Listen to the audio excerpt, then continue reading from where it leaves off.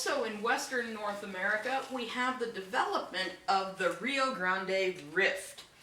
And the Rio Grande Rift extends from Colorado all the way into West Texas.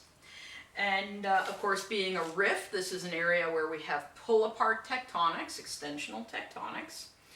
And this began about 36 million years ago in the south, about 26 million years ago in the north. We just remember a lot of tectonic things, you know, they aren't we are together and then we move apart and then come together. Remember, a lot of things kind of open like a zipper. And so in this case, the opening began in the south before it did in the north. Peak extension was about 10 to 16 million years ago. And not that the Rio Grande Rift is not still active today, it is, but it has significantly slowed. It's not like North America is going to pull itself apart anytime soon. But of course, when you have a rift, you get a valley developing, right? A rift valley. And basins in this rift valley, these downdropped blocks of crust, have as much as 7 kilometers of sediment accumulated in them. And the reason that's important is much of the Rio Grande Rift area is arid to semi-arid, and the sediments that fill up those basins have become important aquifers for the people who live in that area. And this is a nice view of the Rio Grande Rift just north of Socorro, New Mexico. In the rift, remember, there's our valley, right? That's the downdrop block, and then we have mountains, right, to either side. So right in there, that's where the rift is. So don't make the mistake. Sometimes, you know, people think, oh, the Rio Grande flows in that valley. And people sometimes think the Rio Grande created that. And no, it's not that. The rift created the valley, and the Rio Grande, being water, simply flows in the lowest area, so it's flowing in the valley. So rift came first, then river. All right, a fantastic place to visit in western North America that was really shaped in the Cenozoic is the Colorado Plateau. The Colorado Plateau hosts many national parks simply because it is an absolutely spectacular and beautiful area geologically. So we're looking at this area here, right, number 8. That's the Colorado Plateau. And what makes the Colorado Plateau special is you have undeformed, you have horizontal or nearly horizontal rocks that come from the Paleozoic and the Mesozoic, but they're uplifted. So the thing is, all around the Colorado Plateau, we have rocks that are deformed by mountain building events, right? They're buckled, they're folded, they're faulted, things like that. And then you come on the Colorado Plateau, and it simply basically was lifted upwards without deforming those rocks. And that's what makes that place quite unique. And so you'll see things like this. This is the Dolores River Valley. This is Paleozoic rocks all the way down here, going into Mesozoic rocks right there. We're looking at Triassic and Jurassic rocks there. And again, they're flat-lying, or you know, maybe they have a 1 or 2 degree dip, but they're pretty much horizontal. Or here we have Dead Horse Point State Park in Utah. Again, lots of horizontal rocks there. Now this uplift of these rocks began about 25 million years ago. And we had this like nice slow uplift going on, but there is this rapid pulse of uplift about 5 million years ago. And overall, these rocks were lifted upwards about 3 kilometers, 3,000 meters during this time, lifted to the high elevation that they have today.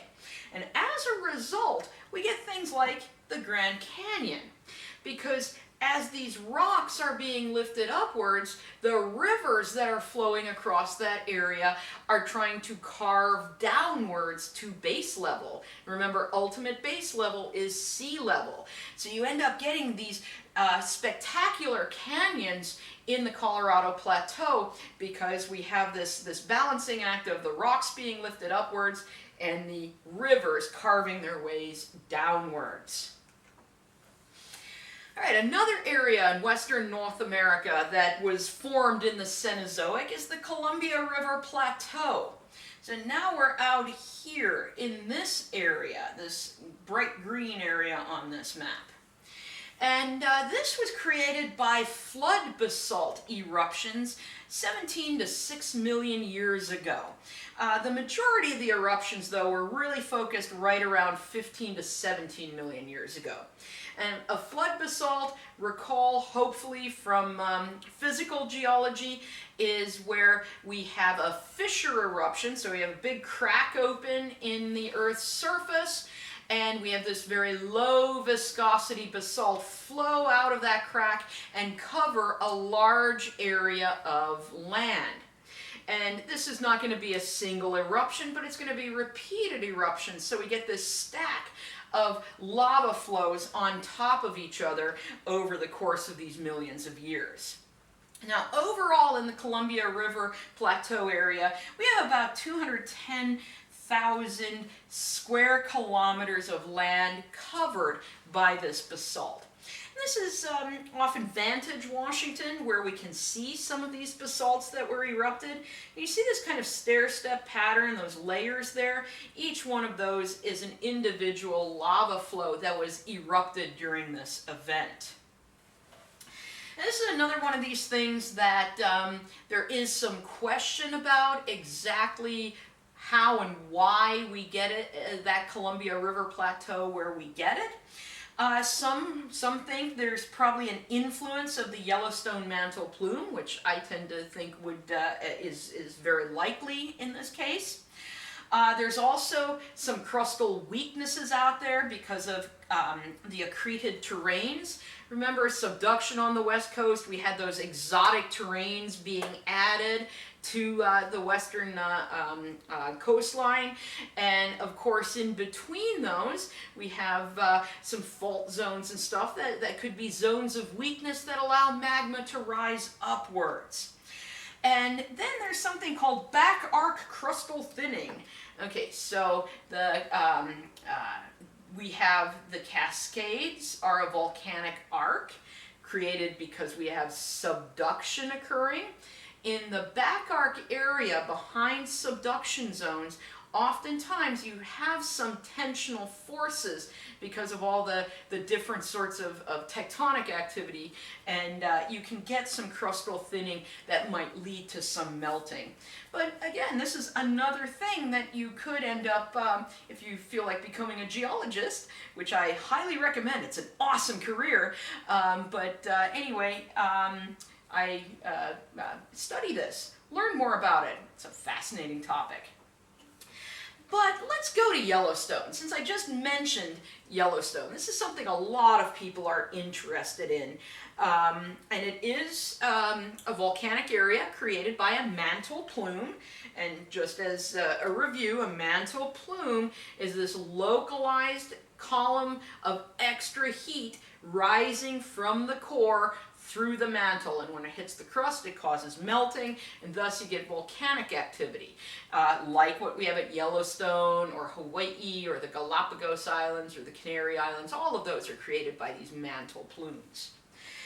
And what's interesting about the Yellowstone mantle plume, well, Yellowstone is there, but we have this whole line of calderas. And if you notice, the calderas get older and older and older as we progress this way. And that's because the mantle plumes are stationary, but the plates move over top them. So this shows us the movement of the North American plate. So we have the McDermott caldera here that erupted like 16 million years ago. That tells us that 16 million years ago, this spot was actually sitting here. And North America has been moving down in this direction. What is that? Southwest? Over the course of those 16 million years.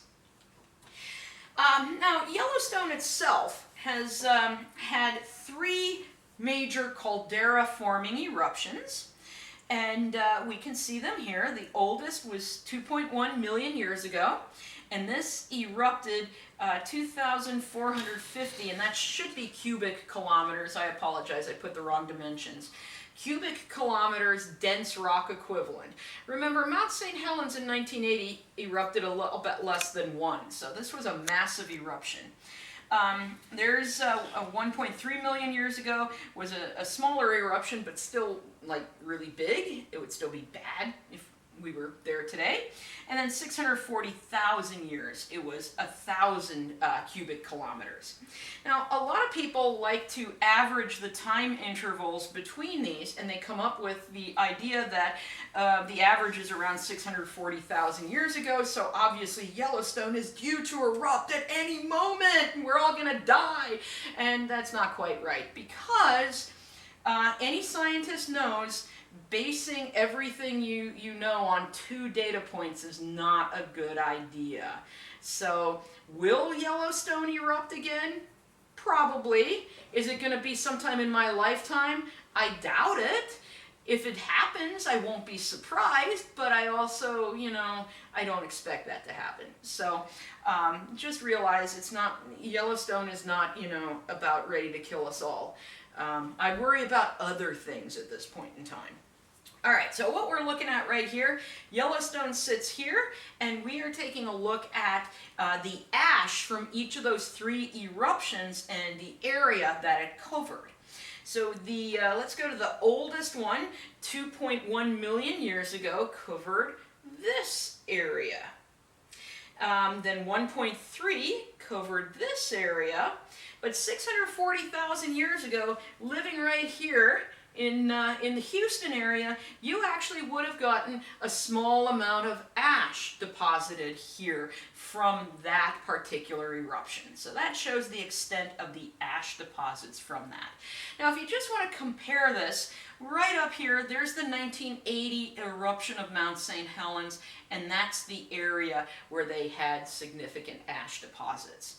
So, in any case, that gives you an idea to compare some of these volcanic eruptions. If you want another way of comparing these eruptions, so this is the 2.1 million year old Yellowstone eruption. This is the most recent Yellowstone eruption, so it gives you kind of an idea volume-wise. And there's Mount St. Helens. So these were significant eruptions. Yellowstone has erupted more recently, but it wasn't explosive. It was in the form of some rhyolite flows, so basically lava flows, and that was about 70,000 years ago. This is still a very active area. I highly encourage people to go and visit it because it's very unique. I used to go every year when I lived in the area, and volcanoes are kind of these I always think of them, they're almost alive. They're like living, breathing beasts almost. And every time you would visit Yellowstone, it would be a little bit different because it is such an active area. So highly encourage that to be on the list of places to visit one of these days. All right, because I love volcanoes and because this is another important area that developed in the Cenozoic, let's go to the Cascades. The Cascades, volcanic activity began in that area about 36 million years ago, but the most recent pulse of volcanism, so the most recent, the volcanoes would be 4 to 5 million years ago. However, the actual cone-shaped stratovolcanoes that you see if you visit there are very young. for instance, Mount St. Helens, that cone began building about 275,000 years ago, and Mount Rainier about 500,000 years ago. So while the volcanism is a bit older, the actual landforms you see today are relatively young. This is Mount Rainier, beautiful stratovolcano, but it is being shaped and eroded by some glaciers that are located on it. Now, recent eruptions in the Cascades, Mount Mazama was 6,000 years ago, and you might never have heard of this, but you might have heard of Crater Lake National Park. And Crater Lake is the caldera that was created in that eruption. Lassen is in Northern California. That actually erupted in 1915. And then, of course, there's the famous Mount St. Helens eruption, May 18th, 1980. I was in my garden at the time that erupted. My dad was at the mountain at the time. And that is Mount St. Helens 1980 eruption. All right, related to the Cascades are the Sierra Nevada. So the Cascades are up here, stretching from Washington into Oregon into the very northern part of California. But the Sierra Nevada extend down here in this part of California. And the Sierra Nevada were created back in the Jurassic, in the Nevadan orogeny. And we had a little more uplift in the Miocene. And so what you're looking at when you're in the Sierra Nevada mountains, so think about around, let's see, the Sierra Nevada, you would be in Lake Tahoe, or maybe off in, Yosemite National Park. Those are the Sierra Nevada mountains.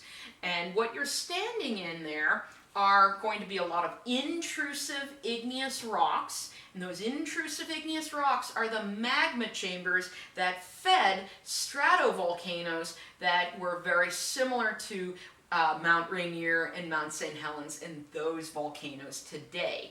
So there we're just looking at kind of an older version of those subduction zone volcanoes. We're looking at the volcanoes are eroded, and we're looking at those magma chambers that fed them.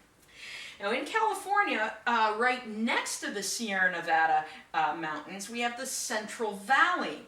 And the Central Valley was once an inland sea, but uplift made this inland sea regress. So here we're looking at the Sierra Nevada mountains, right? And there's the this inland sea of the Central Valley of California. So this is, if we travel back about 20 million years ago to the Miocene, that's what we would have there. But we end up having the sea regress, and the Central Valley, in fact, becomes a major agricultural area today. But in California, probably the most famous thing in California is the San Andreas Fault.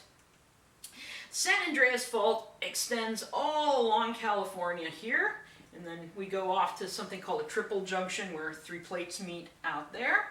The San Andreas Fault is the boundary between the Pacific Plate out here and the North American Plate over here.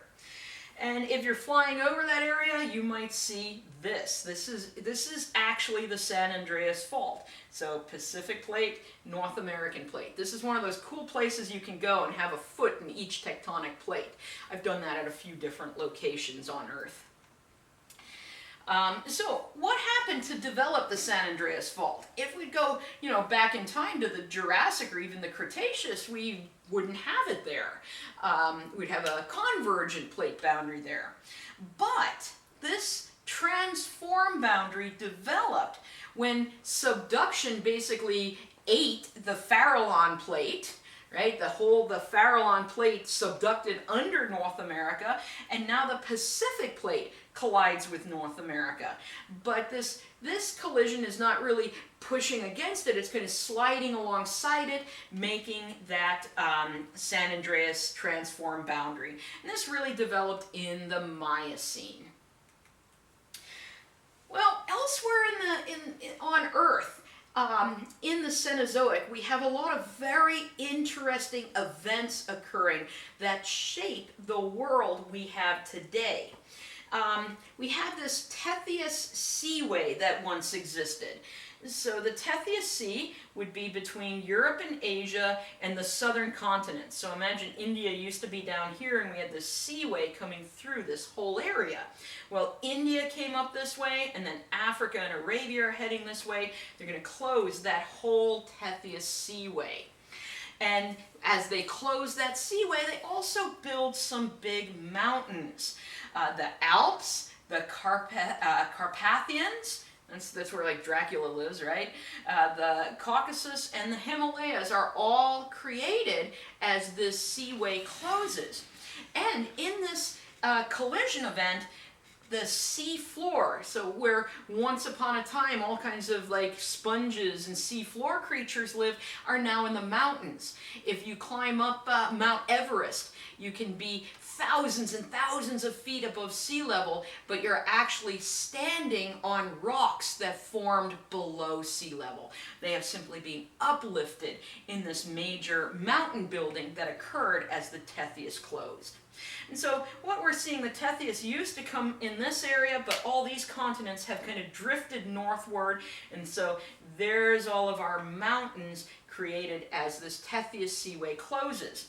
And all that's left today of the Tethys Seaway is the Mediterranean. And someday even the Mediterranean will be gone as Africa continues to move northward into Europe.